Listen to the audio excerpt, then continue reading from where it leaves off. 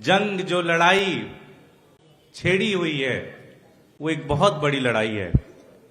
हिंदुस्तान कभी भी विकसित राज्य नहीं बन सकता अगर उत्तर प्रदेश विकसित ना हो, अगर उत्तर प्रदेश का गांव विकसित ना हो, उत्तर प्रदेश का शहर विकसित ना हो तो कभी भी हिंदुस्तान एक विकसित राज्य नहीं बन सकता।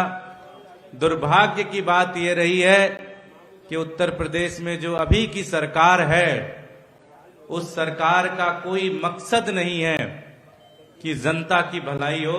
उसका मकसद यह है कि किस तरह से आपस में लड़ाकर सत्ता की राजनीति होती रहे। मैं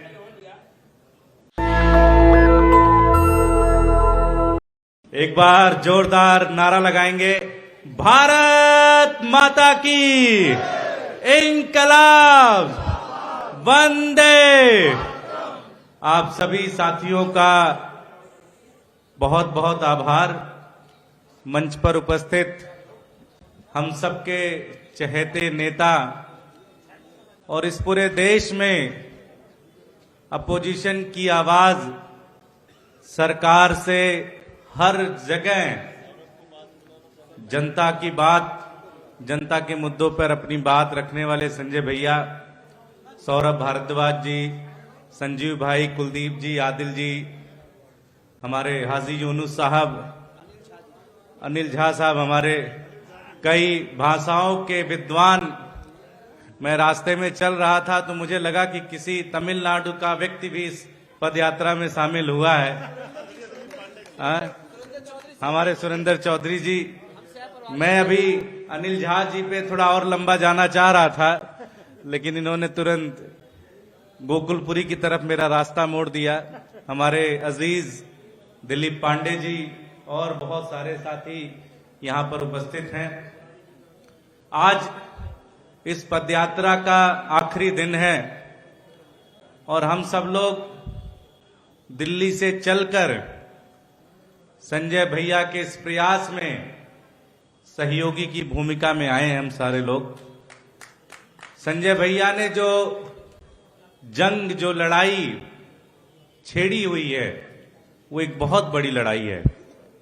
हिंदुस्तान कभी भी विकसित राज्य नहीं बन सकता अगर उत्तर प्रदेश विकसित ना हो, अगर उत्तर प्रदेश का गांव विकसित ना हो, उत्तर प्रदेश का शहर विकसित ना हो तो कभी भी हिंदुस्तान एक विकसित राज्य नहीं बन सकता।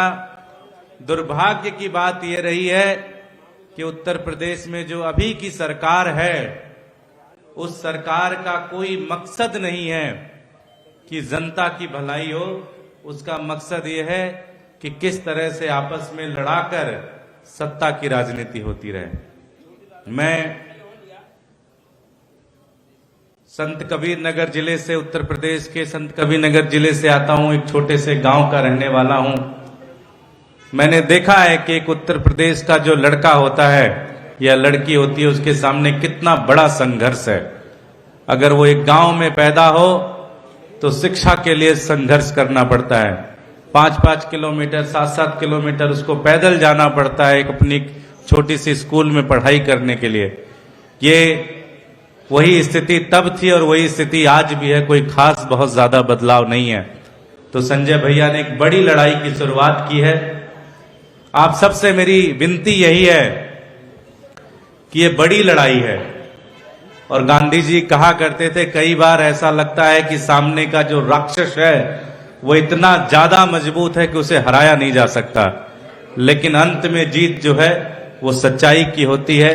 संजय भैया सच्चाई के रास्ते पे चल रहे हैं। आप सब लोग सच्चाई के रास्ते पे चल रहे हैं। हमारे सभी उत्तर प्रदेश के जो संगठन के साथी हैं, चाहे वो प्रदेश के हैं, चाहे जोन के साथी हैं, चाहे जिले के साथी हैं, चाहे विधानसभा के साथी हैं।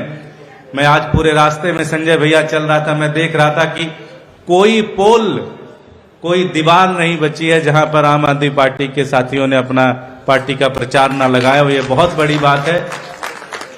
मुझे लगता है एक बड़ी शुरुआत संजय भैया ने की है। आप सब लोग उस शुरुआत का हिस्सा बने, सहयोग करें। आप सबने बुलाया, मान सम्मान इज्जत दी, उसके लिए बहुत बहुत आभार, बहुत बहुत धन्यवाद। बहुत बहुत शुक्रिया दुर्गेश भाई। सॉरी मैं बीच में आया। एक निवेदन है, दिल्ली से कई सारे पार्षद साथी भी आए हुए हैं। नेशनल दस्तक की आपसे गुजारिश है कि अगर इसको बचाना चाहते हैं तो नेशनल दस्तक को सब्सक्राइब करने के लिए रेड कलर के सब्सक्राइब बटन को दबाएं, फिर बेल आइकन की घंटी दबाएं। नेशनल दस्तक को बचाने के लिए बहुत जरूरी है कि हर खबर को शेयर करें, लाइक करें, कमेंट जरूर करें।